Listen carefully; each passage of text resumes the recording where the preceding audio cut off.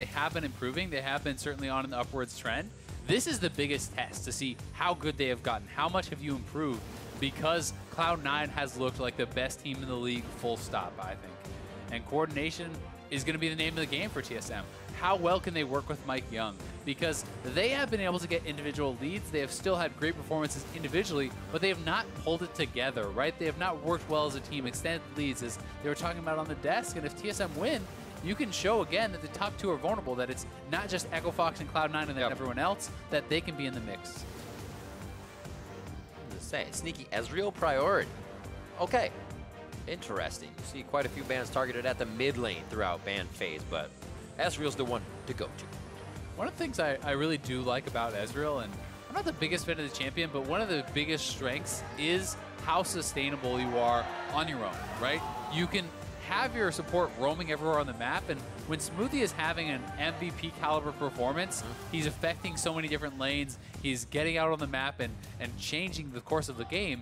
He's allowed to do that if Sneaky is on Ezreal, right? Sneaky can be farming very safely. You can also play more aggressively with a range support and try to poke out your opponents and take advantages like that. So it just gives you so much more flexibility than some of the other AD carries do. You know, especially looking back to last game, for example, a champion like Jinx. This is basically the antithesis. It's like the opposite, right? You can do everything by yourself, whereas Jinx needs to be babysat. Locking things down this game. Big bit of crowd control and a bit of tankiness grabbed up in the first two members of TSM. They can focus damage from here on out if they wanted to. Be crazy with it. Cloud9 looking for some safe picks as well. Svenskeren says he feels comfortable in his new jungle position here. Feels like he can be more aggressive but calculated in those instances, and it's going to be the Sejuani as he locks it in. Yeah, a couple of tanky CC-based junglers being picked up on either side. Obviously, some differences, but it is mostly about having a front line. It is about the lockdown. Skarner more about single target, kind of picking out one person and really focusing on them.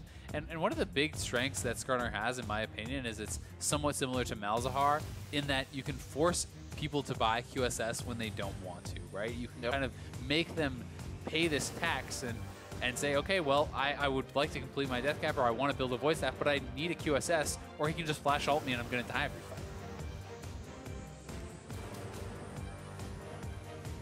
Well, that was fast. I was like, is he hovering it? No, locked it in. He knows what he wants. Bjergsen takes his own Talia for that as we go into ban phase 2. Still looking for Jensen's mid lane.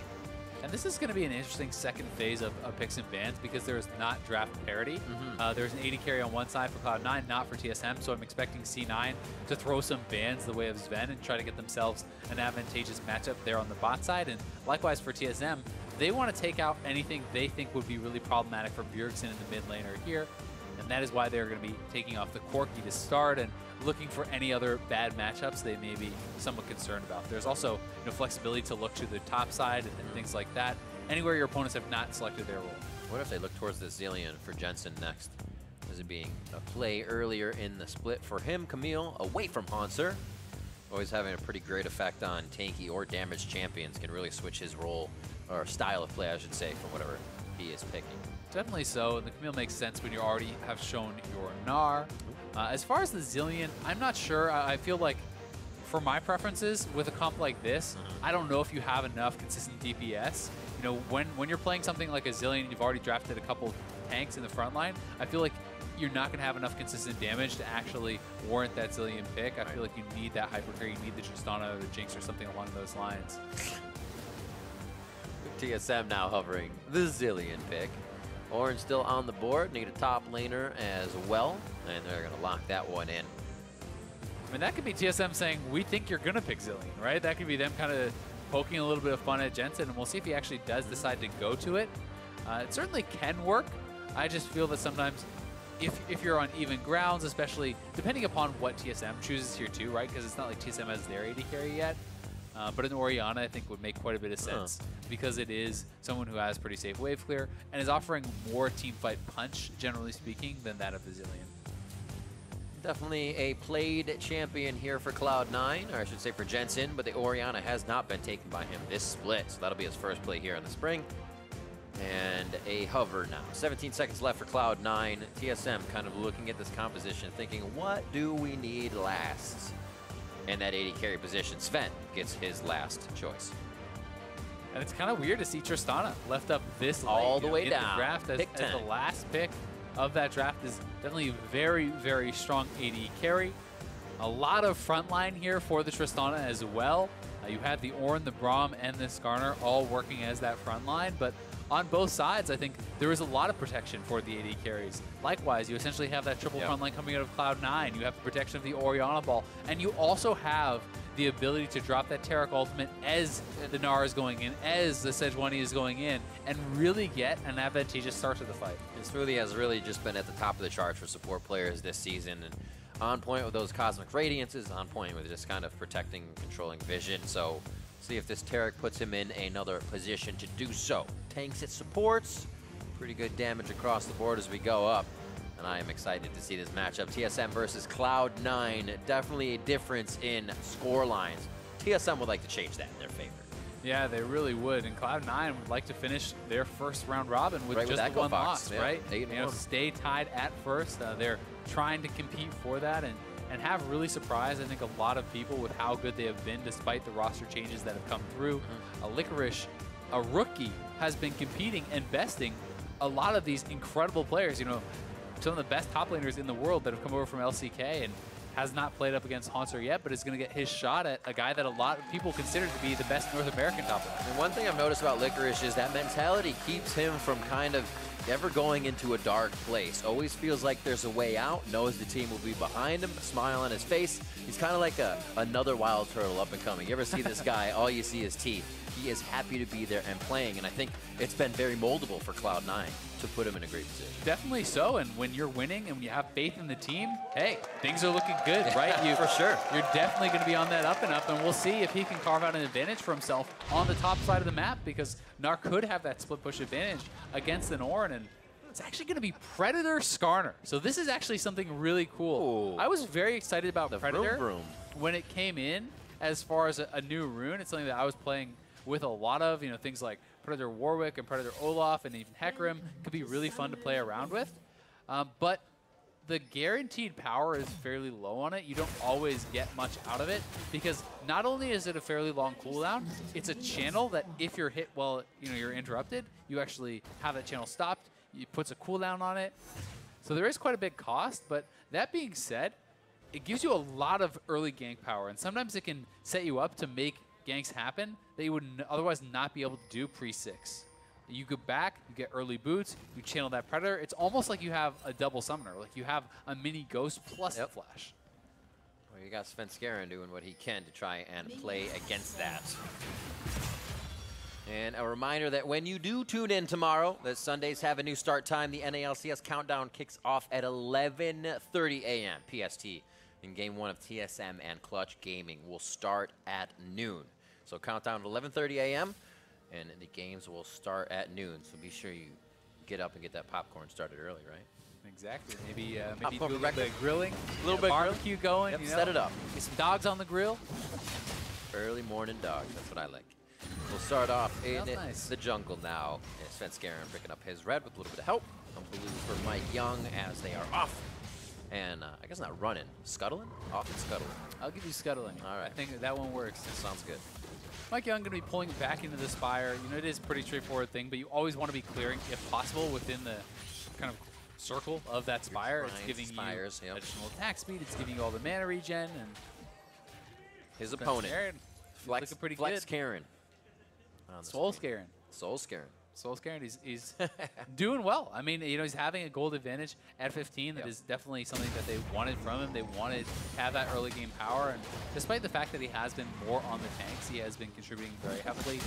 He has been confident to play his style, right? He talked a lot about how on TSM he did not feel like his home anymore, and this is somewhere where he does feel at home, and he is feeling comfortable. And a lot of the game is mental, right?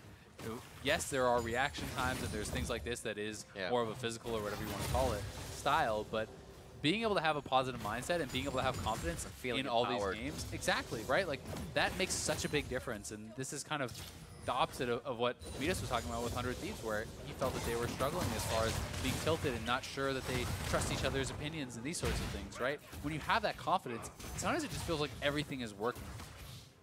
It gets scary too, because then you don't see the errors or get to play from the errors. So sometimes that can actually nip you in the butt a little bit. Yeah, that's another interesting dynamic. That's something that I've heard Sneaky and some of the other C9 guys talk about as far as when they had their loss, they'd rather have that early. But Jensen, maybe getting run down.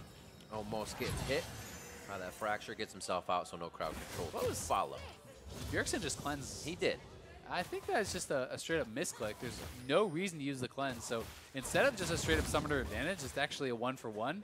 It's still going to go the way of TSM because the flash is a longer cooldown, but that actually feels pretty bad because that is going to open up some opportunities for Svenskeren to look. I mean, if you can go there and you can actually proc that passive, there's no cleanse available to save Bjergsen. So they got that call out, feels good. Warding on either side of Jensen. Keep Bjergsen safe for a bit as the dazzle comes through to give the razzle damage in. Oh, Midi going a little hard, but they dodge out. It's a safe shield as they move back. Minion wave is going to collapse once again, and these guys should just keep farming it out at this point. Little lead for Bjergsen in the mid lane with that pressure. Like we said, the summoner down, quite interesting. See how it plays out. Yeah, it may not really come into play at all, but it's definitely something you never want to see. Maybe a little bit of jitters there for Bjergsen. Obviously a very big match for TSM. You're trying to end the first half of the split above 50% win rate, right? And you're up against one of your biggest rivals in Jensen. You're up against a team, and here comes the Predator regank. Ooh, that flash is down. Crowd control coming through now. Jensen's trying to slalom through the minions, but it will be first blood as Mike Young in the back pocket of Bjergsen. Yeah, nicely done. Quick repeat gank there and pulling off 2 ganks before Sven has gotten out on the map to get his first. That's an early base for the boots, and he basically just goes right in there. It gives you the bonus damage when you connect with your first attack. Nowhere for Jensen to go, and he just kind of accepts his death. Get that Predator, baby. Heal. Got to use it. If you're a Predator, you got to go fight. You're going to starve. This is how we've gotten through life. 1-0. See if Mike Young stays around mid lane. He quickly clears a little bit and then will hover. Licorice finding the worst end of this trade here as Hansor is just using those cooldowns one after the other and now nicely pulls the wave towards him. He'll be able to kind of control this as Licorice will be forced to teleport back. And here's this one more time. Yeah, here it is again. Predator channeled out there by Mike Young, and there is that big speed boost. It's basically like a ghost, right? And Jensen knows he's dead. He knows he's too far up in the lane. There's nothing he can really do, so he just tries to farm out the wave and hold on to his summoner. Bjergsen is going to be gifted a pretty big advantage because of that, getting that first blood gold in his pocket. Plus, he has a farm edge there too, so gold advantage pretty heavily in Bjergsen's side. And this is kind of just a comparison of these two guys. I mean, look at how dominant you can see Jensen has been overall this split as far as KDA, CSD. He has been doing exceptionally well. Bjergsen obviously very, very good in his own right this season. And this has been the 2 premier mid laners in the NALCS for quite some time now. It's usually a discussion between these two for who is best, for who should be the MVP, for who should be that mid lane all-star. And Jensen has always, I feel like, been kind of that one step behind because he hasn't taken a finals win over Bjergsen. And that's really what he kind of is looking for. And Bjergsen is always looking to stay on top and shut that down, maintain his title, because TSM has won many in a row. Right. It's like that end result. You're working so hard to get to it. And Jensen comes up just a little bit short there. Here, he's kind of being pushed a little bit short as that gank from Mike Young came in. But still proving quite useful on the Orianna here to get that ball delivery onto Licorice or Svenskeren when the time comes. TSM is keeping on their toes, though, trying to keep Cloud9 in the back foot as they're always in the jungle. Mike Young is trying to find Svenskeren just for a bit of vision. They don't really want these fights all that much. Yeah, both junglers are level 6 now. Both have very impactful level 6s. And Mike Young especially, I think, when his Predator comes back up, when you have Predator, Flash, and Ultimate, or even just the Flash Ultimate versus Jensen, who still does not have his Flash, that is an extremely difficult gank to escape. Because the Ultimate, you can drag very easily into Bjergsen's flip for that seismic shove onto Leah, and that is probably going to be all she wrote. They're just going to look for it right here. We think about those stats again, and those stats are done kind of under these circumstances all the time for these guys. A lot of pressure towards mid. It's known that they're kind of the power player on the team. So that makes it more kind of incredible because they're able to continuously do this game after game. You can see what kind of trouble those top statters can cause each other. Definitely so, and it's kind of back to Master's plan. Ah! And now Svenskeren gets his hands on Bjergsen. That cleanses back up just in time for safety. Actually, really well done from C9. They hold on to both their ultimates, confident that they can force the cleanse without expending either. And now they have a good opportunity here to look for that. I mean, you have Flash now coming back on Jensen, Flash on Svenskeren, and ultimate available on both versus a cleanseless Talia. So really quite a bit of attention being given over to mid lane here. Bjergsen down on the bot side. He has his ultimate, and in he goes. Oh, Sneaky, just short of getting over. They can still walk it out. They thought the wall would close it, but Smoothie still takes to death even with Flash up there. Yeah, no real way to escape for him. Once you're tagged by that Braum passive, you're going to get stunned up. You're going to get knocked down, and he holds on to the summoners. I think that's pretty intelligent because, yes, it was a kill, but at least it's 3 summoners expended from TSM's side and just the 1 from Sneaky to escape. So See Sneaky what will you can make of it. Exactly. He'll have an opportunity to try to fight back. The strategy. Brain. Tears in the bot lane. They're happy to kind of hang out in that lane and figure It's a there's gonna be more Scorpion. pressure. Call the Forge God. Hops off the minions. Looked like he hopped off the Forge God. That was pretty sweet. Oh my word! They said turret. What turret?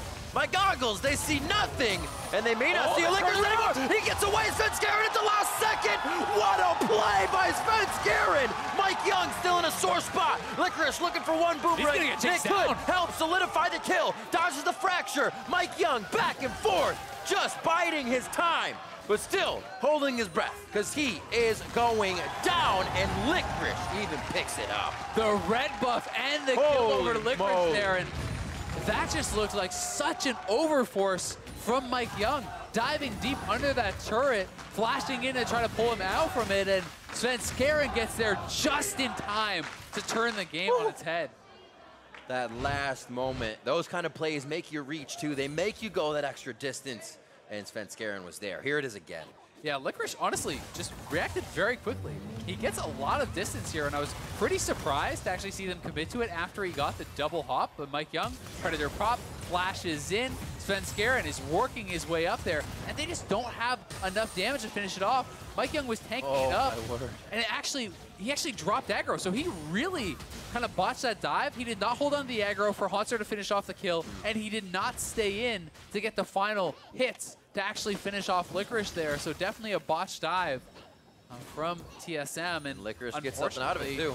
Yeah, exactly. Licorice is going to be a huge beneficiary, and it's Haunter who now gets stuck in this lane against a red buff Gnar with the kill and the assist going over to him and already being down farm, so that's going to feel really bad for him.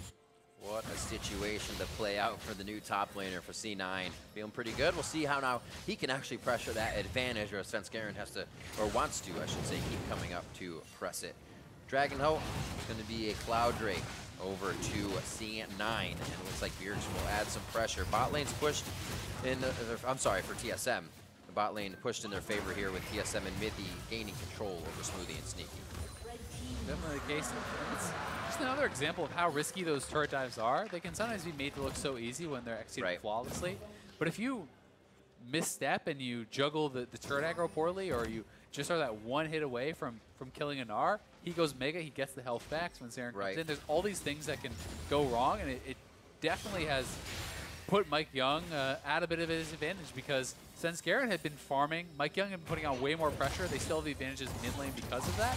But this one play allows Svenskeren to not only get back into the game, but to essentially leapfrog his opponent, because he picks up a kill, he picks up an assist. He had been farming more heavily than his opponent, and now he's going to have even more gold and has gotten his top laner ahead. A few of those summoners up as well. Licorice lost his, but Sven's still for an initiation if he needs to flash in. And that Glacial Prison is now up to lock someone down if they want. That being said, Flash is up for Haunter. It's not for Licorice. True. Mike Young is going to have his Predator boots ready again, and the ultimate. You can look to make a repeat gank, right? And you can kind of make up for that. Yes, it did go wrong, but you got the Flash. You need to now look to punish what you can, and that is the Summoner being down. So if they could get up there, look for another lane gank. Can be set up very well by the Ornn ulti, and without a Flash, it's so hard to actually get away. So we'll see where Mike Young decides to go next, and if he's going to expend that ultimate. Cruising on the Spire. There's a little Scryer's Bloom vision here, and you see the wards going down. Mike Young's going to try to clean that up, because they still have a bit to wait here for Ocean Drake, but they want vision on Svenskeren. They want to slow down that little snowball he's got building up here. doesn't want it to be in mid lane next. Bjergsen's cleanses up, so they may not decide to go there right away. Looks like it's going to be some blue buff transfers here as things calm down a little bit in the early part of the game. Is definitely the case. Jensen, you've got to give him some credit. Has done a good job of actually equalizing farm. You know, is staying pretty close up there. You know, he's not gotten his next blue buff, I don't believe, so that's 4 more CS in Bjergsen's favor. But either way, looking pretty good. You know, as far as not falling behind, not letting that snowball out of control. Just out of turret range. Licorice kind of skirting that turret aggro as he still finds shots to tether onto a minion. He takes the hit, backs up. Tether onto a minion, takes a hit. And the nice way about he's playing that is he's actually pressuring the turret, right? So he's getting those hits on the turret. He's staying far enough away, but it's a 4-man play on bot side. Smoothie needs to drop the ult early. Oh, okay. Cosmic Radiance is down. So well much done. Patience. It almost feels bad. Oh, Sneaky gets himself out. Smoothie, though. It's a 5v1. And he is going to be going down quite a bit used as Sneaky slips out alive. As funny as that looks, that's actually good for Cloud9. It's huge. They only got the 1 kill with 5 men bot. They lost their top turret. They're going to lose mid turret pretty likely.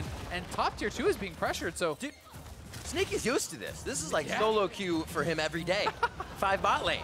He knows exactly what to do. Gets out alive. The team's ready to push down mid lane. But they're getting a little bit of respect here from Bjergsen, and it looks like Sven's going to just deny some jungle. All that work finally paid off. All that grind. Oh, man. 3 kills, though, for Bjergsen. Still looking for some big plays from him. If he gets a hold of somebody, they get shoved, they will get deleted. Yeah, Bjergsen's roams have been very effective, and thankfully was able to get back to mid lane in time to keep that turret alive. It's very low, though, and hello. Sneaky jumps right on top of him. Buster shot to be used, but he's happy with that damage to start.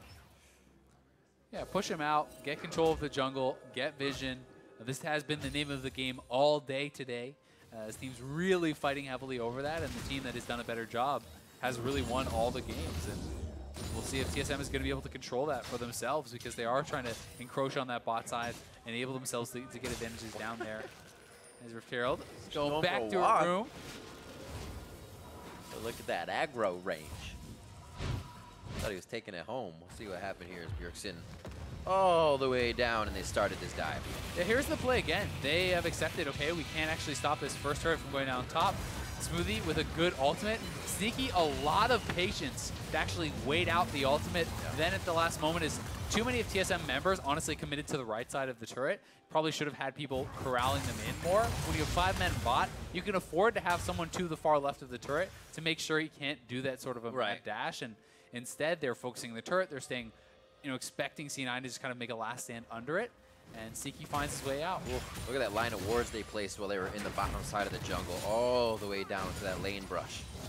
So even if they don't have the minions, they have eyes on Cloud9. Another possible play towards the bottom. Skarner, here comes. He's looking to Predator. slow the play down, make the play continuous here so the team can catch him. I see you. Feel his sting. Sven's going to get this hit on Smoothie.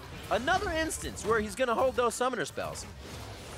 Save him for later. Save him for later. Save him for later. Not feeling good, though. A little bit of a side there from him. They know they're out of position as they're trying to still get Sneaky fed. They have to take a kind of a risk here going up a bit farther with the vision TSM has placed. I mean, the thing is, you can know full well that it's a good choice to die for your AD carry, and you're like, okay, that's okay. That's all right. But it happens the second time, happens the third time. Doesn't feel very good, right? You're like, yeah, it's the right play, but I'm 0-3, come on. There could be a better one. Yeah. We'll see if they change that up. Mithy on the 0-0-2 scoreboard, feeling good as he's been keeping his AD carry Sven quite alive. Sneaky not going down yet, still keeping himself up and built. Iceborne Gauntlet there so he can keep the kite in, but he's going to have a lot coming at him now with this entire team of TSM and Mike Young ready to flash forward. He certainly will, and I think it's going to be a concern fighting up against this Tristana, who is scaling very well, who they've been able to put a lot of pressure on bot side and get him some favorable farm, get that turret, get him a kill, right? Like, all these things are working very well for Sven, and he's going to be put in a position where he has a chance to carry this game. Because I do think that Tristana is much stronger on the 2-3 items in these team fights. You can put out a lot more damage. It's hard for an Ezreal to be able to thread through the Mystic shots onto the carries. Like, Sure, if it's just all Especially specialty through a targets. Braum shield. Exactly. There's a Braum, Or there's just an a Braum. Ornn, there's a Skarner, and it's very difficult to find the correct angles where you're A, both safe, and B, can actually attack the carries. And Ezreal just straight up isn't as good at killing tanks as a Tristana, so that's definitely an advantage that TSM could be having here. He looks to get himself quite big here in the bot lane. Seeing interesting, just kind of half laning still, as they haven't gone to mid to push it down. They've dropped turrets, but not decided to swap sides to take them out again with full supports or a jungler to come and assist. It's kind of stalling out here as they clear vision for maybe a few picks across the map to happen. They finally leave bot here towards mid for C9 as they start to divvy up the pressure. Oh, never mind. They're going back. I think bot, Sneaky actually just stops the recall there from Bjergsen, so trying to delay that a little bit. They know how low this mid turret is, and they really want to get it knocked down before they're committing to too much else. And meanwhile, in the side lanes, I mean, Licorice is looking pretty strong. He's not actually going to go for the Frozen Gauntlet, which is a bit surprising to me, as he is just going straight into the adaptive, and that's going to give him some more survivability, especially against the Talia.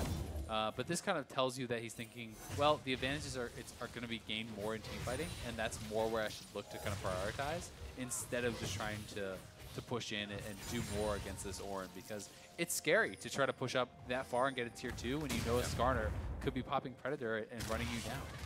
So our next objective on the plate, Rift Herald is up. Okay, just use it. I was going to say, do they use it mid or they pressure mid, take it down so it goes further? Here they're just going to leave it, get themselves a nice turret just to pressure the lane. Question answered.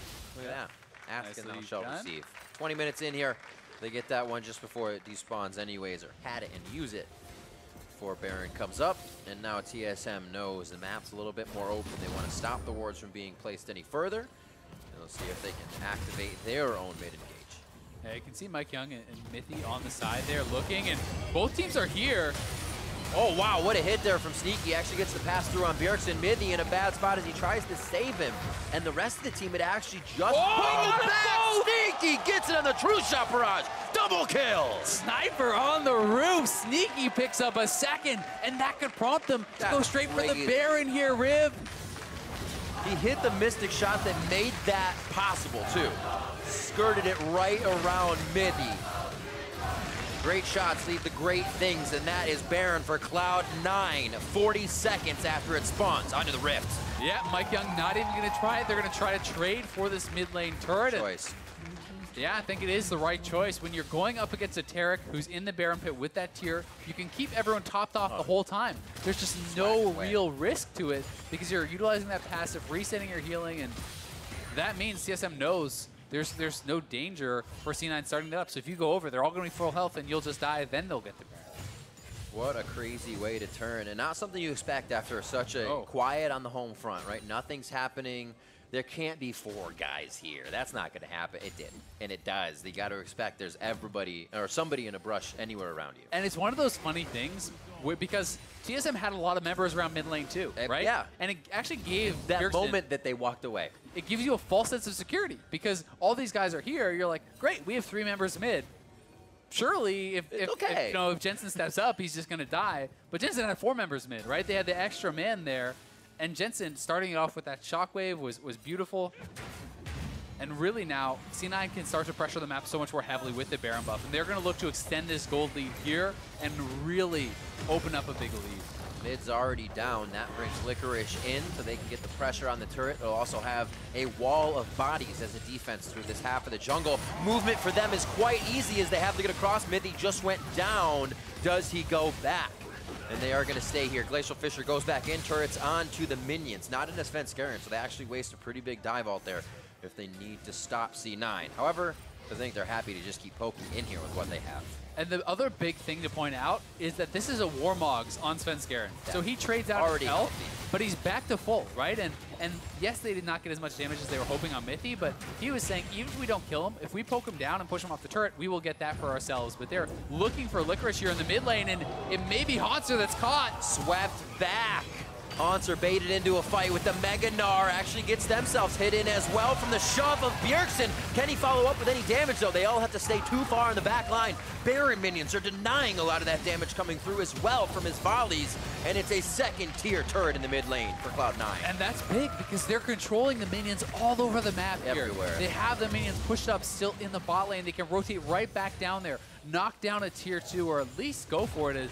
Yeah, Ring gonna have to back around off. the Rosie for Cloud9 right now. The only thing they don't have in place is the mid or top wave, but it's even pushing in their favor for that matter. So they can go back and set themselves up quite nicely after that run through TSM's turrets. Here it is again from the get-go. And there was a lot of TSM members around, right? So Bjergsen had confidence to step Exactly. forward, but he gets caught by that shockwave from Jensen. Full commitment onto Mythy, taken out by the Mystic Shot, and then Sneaky says, nope, not getting away from me. Snipes down Bjergsen, which leads to that Baron. Just the edge on that one, but it was enough. I mean, it was such a big kill. Not only are you getting the shutdown, but if Bjergsen lives and recalls, he can ult back to the Baron. That denies that. Yeah. That one play has just completely snowballed the game here for Cloud9. And in a way that it actually affects Mike Young quite a bit, because when the other team is so far ahead, they can start throwing Quicksilver Sashes into their inventories, making you near useless. Yeah, it becomes really tough. I mean, who do you ult, right? Great, if you can get on the Ezreal, you can try to ult him. Oh boy! Tough to actually get there. Whoop, okay, wrong side of town. Yep, this is your bush. Take it. I apologize, sorry, I'll be on my way. Still could have kept himself safe. Quicksilver Sash. Wants to go in though. Says just one? Just one is enough. Well, Forge. They may own that bush, but unfortunately, they're losing their inhibitor turret. Yeah, it was great by Licorice. Goes back in, says, wait, my team's pushing bot. They need all of you in the base right now, so I'll stop a few backs, and they will start to gain more control over the jungle. Vision, however, is they don't have too much to clear, is in favor of TSM right now, so they might get a straggler. They'd have to choose very well, though. It's kind of scary for TSM to initiate anything right now. That's 7K down. That's what TSM needs. They need a pick, right? But as you said, it gets harder and harder when all these QSSs are available. When flashes are all around there too. It gets really tough to actually be able to find that pick. And C9 can freely move around and clear out all that hard work for Vision because they know they're stronger. As long as you are together as a squad for C9 and you know that it's going to be at worst an even man fight, you're happy to take that because you're way ahead. Drawing attention now, 25 minutes to the top side of the map. Cloud9 looking to finish the outer ring of turrets here as they go around the horn. Looking back at the early game, a lot of what could have happened a few seconds in favor of TSM, and this is a much different game for Haunter. Svenskeren saved the Licorice, if you remember, at a sliver of health, and they turned that around for a 2-kill play instead of losing top lane. Yeah, I mean, exactly. That play right there is going to be what's on a lot of people's minds as far as a turning point of the game. And what if that Ezreal ult was placed a little bit to the side and doesn't hit Bjergsen, right? It's not Baron. Then it's just one kill on a support, and who cares? It's not that big of a deal. Yeah.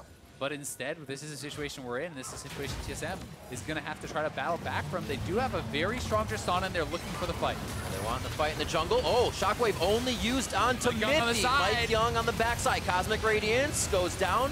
Cleanse goes out immediately. He doesn't get a really big target on that. Sven goes back. Licorice staying in between Haunter and him as they are looking to drop another. Mike Young and now Haunter are down. A few more shots from Licorice!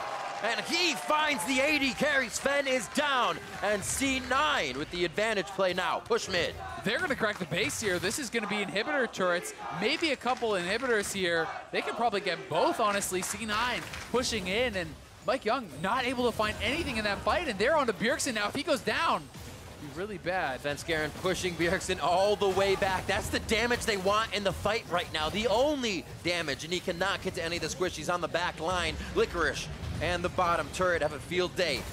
It goes down, and now he's on the inhibitor himself. The team should join him here, or just decide to back off.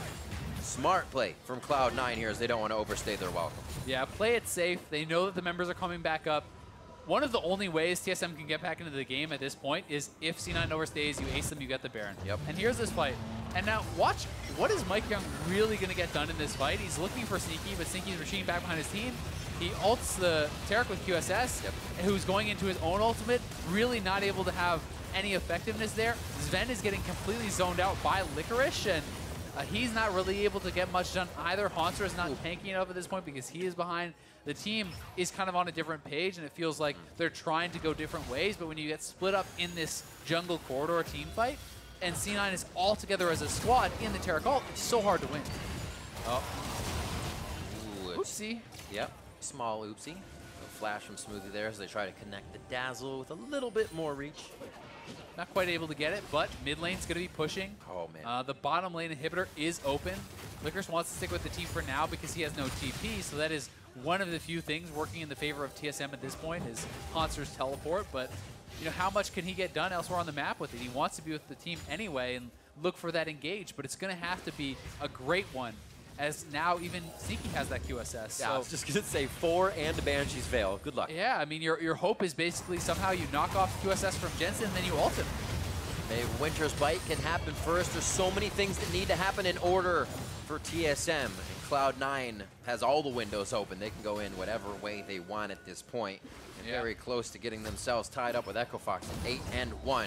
Just a few more fights in their favor, and they're already starting them with an HP advantage every time. Little hits from Sneaky, little hits from the rest of the team. Call the Forge God comes through. That is going to knock up the team, but Svenskeren stays alive with Cosmic Radiance as Mike Young gets himself a little too deep. You can't get out once the Iceborne Gauntlet locks you down. Yeah, just get run down there. They can't escape. Warmog straight back to full. Carrick available. The Baron is going to be C9's, and that really could be the finishing touches here on the game for them. With an inhibitor down, another open, a massive gold advantage, and the Baron buff. It's hard to see TSM coming back from this one. One thing I do like coming from TSM is these aren't fights they're trying to take in their base. They're not resting back and being lax. They're still trying to find the fights. It's just incredibly tough with the builds that Cloud9 is able to have. Certainly so. They're playing to win. They're trying to be proactive and find the fight that can turn around the game, but C9 knows this and is staying as a 5-man squad always. They're utilizing their gold advantage. They're clearing out wards. They're trying to make sure that they can never get caught off guard, and now they're looking to close in on TSM. Only have game. So much ground to work behind those turrets is Talia, and it's already baroned up minions with that magic resistance. Inhibitor goes down on the top side. Mike Young looking for an in on somewhere. At the back, a Quicksilver sash on Svenskeren is down, but it would take forever to drop the Sejuani at this point. There's really no targets. They have to watch the inhibitor go down, and Cloud9 gets to just walk in and out. Exactly. And even if Jensen doesn't have a QSS or a Banshee's Veil ready, how do you even get to him? You have to run through 3 men in the front line. You're showing this so obviously what your intention is that Smoothie would always have his ultimate ready, and this is a big moment in this fight. Chunking Haunter down to about half HP. He's already having to be kind of pushed back out here, and C9 has pretty strong positioning. Look at Jensen always staying back out of range of the carries from TSM. Him and Sneaky are pumping out damage and making sure that they're never in a position that they can really be accessed by either Bjergsen or Sven for the strong members of TSM. Makes it quite tough for anything to happen. We saw how much TSM wanted to pressure that bot lane. They said, shut Sneaky down, shut Smoothie down. 5 bot early game. Sneaky got out alive. Smoothie went down, but they were still able to work so much more over what TSM prioritized on the map. That was top lane already going down for C9. They've always been on the upper side of these plays, even if TSM tries to make it, I should say. 31-20 as they are back inside the base. Definitely the case. I mean, things are looking good, but it's all eggs in this Ven basket at this point, honestly, for TSM. They need to find a fight, and they need to have Tristana go off. This Ven basket doesn't have much protection either. That egg could crack pretty fast. Mike Young goes down the exoskeleton, getting shattered as Mithy tries to stay on the front line, ready to protect his AD carry. And you see Sven and Jensen looking right that way. Sneaky on the left side now, toe-to-toe with Bjergsen. And they're just waiting to take this inhibitor down. If TSM moves forward, the objective changes and it becomes them. Yeah, and in closes C9. The TP is available for Licorice. He can just TP right back. They can look to just close out the game now. 3 inhibitors down. Mid lane is respawning, and they're going to TP back in. He says, give me a ward. Never mind, I got a minion. And he's into the fight, looking to build up his Mega Gnar as TSM makes a last stand in front of the turret. Haunter puts himself in danger, so Bjergsen can have a little room to work with. Sneaky Logue hits himself to heal and flash. Red buff, Ifor, and Gauntlet. You aren't catching this guy. He is slippery, and it's going to be Jensen coming up with the kill. A quick kill now onto Sven, the one that can really push him out. Sneaky goes down to Bjergsen. That's a big change in the fight. The structure damage now has to come from that top lane and the mid lane. And we'll have to see if they can do it. Bjergsen, Zanyas is down, but so is he. The final touches now for Cloud9 as it's just Mithy on the fountain. Cloud9 will move to 8-1. They will be tied with Echo Fox, and Cloud9 will take the victory over TSM. And Svenskeren looking pretty happy with himself after that one. It's gotta feel good. Gotta feel great. Taking down your old team. Svenskeren facing so much criticism at Worlds with TSM and now on Cloud9, finding so much success, sitting at the top of the table and showing another great game. This team is just on fire. And you see exactly what that means. Smiles as well, Reaper and Jack straight to Svenskeren. It's not just to say, haha, great job. There's pressure on this game. You're playing against your old team. There's a lot going on in your mind. And he definitely stepped up in a very big way, especially for Licorice in the top lane. Yeah, definitely the case. You know, being there for that counter gank, that was such a pivotal moment in the game. You know, that crazy pivotal. Sneaky's double kill in the mid lane were really two such massive turning points in the game that they got such big advantages off of. And C9 is just showing again that they're able to play so many styles, that they're able to play so many ways and play so confidently as a team that they're just so tough to beat, right? Like it can be a carry performance from Licorice in the top lane. It can be him being more of a role player. It can be sneaky on a hyper carry. It can be sneaky on a defensive champion. They seem to be able to do it all. And that's so tough to prepare for. And it wasn't without error. We did see a few times in the bot lane, Smoothie and Sneaky were getting kind of hit up. Sneaky avoided that, and they were able to come out with a pretty big win. For more on that win about Cloud9, we are going to hear from the State Farm analyst desk. Thank you very much, Rivington. Cloud9, our second team to move to 8-1. Makes for a very interesting matchup tomorrow against Echo Fox. But let's work our way through it. Let's see how they got there. Up against TSM, a team that had started to look like they were gaining some momentum at 4-4 coming into this. Start of the game worked out quite well for them, and then things started to fall off. Yeah, I think this was a good kind of bounce back game for a lot of proactivity issues that people were concerned about with TSM, where Mike Young in particular went out and made a lot of stuff happen in the early game with that Skarner pick, took a very different build path as well. He has the the Predator enchantment, so he can move around a lot faster. You see this game in particular, what actually gets their first blood after getting the flash. They're able to follow up on that and just kill Jensen, who's kind of resigned to his fate in the mid lane. Yeah, and for what it's worth, Bjergsen was pretty ahead in this game, moved some of that pressure bottom lane, and things were looking generally okay for TSM. But also with that, I'm so glad I didn't pick TSM in this game because we identified this. We identified that they can get the advantages and then just don't play around it for very long. Right. And it fell apart pretty quickly. And C9, the team that wins pretty much all of their games, did play around their advantages so well. Well, and that's where we got to give credit to Svenskeren, right? Because as we just, mentioned the fact that Mike Young looking to get a lot of stuff done early, Sven's going to be the reason they can bite back. And there's more to this. We were commenting about Licorice's Merc Tread rush beforehand to actually allow him to get a little bit more distance and shorten some of these CCs, but drop clutch timing by Svenskeren right there to ult in the turret, and because TSM committed so hard, be able to pick up that double kill was a huge turning point in the game because this stopped the Taliyah momentum in its tracks. Absolutely. He also had a gank in the mid lane that got some summoners out of Bjergsen, just playing that well. So he did a really good job matching where the aggression was going early on, and the TSM eventually kind of got ahead of themselves. They had this one play down the bot lane where they committed all 5 members when they really didn't need the Ornn ult, and while they were good at blowing the bot lane turret open, they lost too much on the flip side of the map. And that's where we were talking about the problem with TSM versus C9 is not the individual players, it's when they have to make these 5v5 plays. It feels like C9 is just a lot cleaner and knowing exactly what they need to commit. Right, Jack, you had said one of the best teams at gaining individual advantages is TSM, but when it comes to the team play, not as much. And here's where the game really breaks open for Cloud9.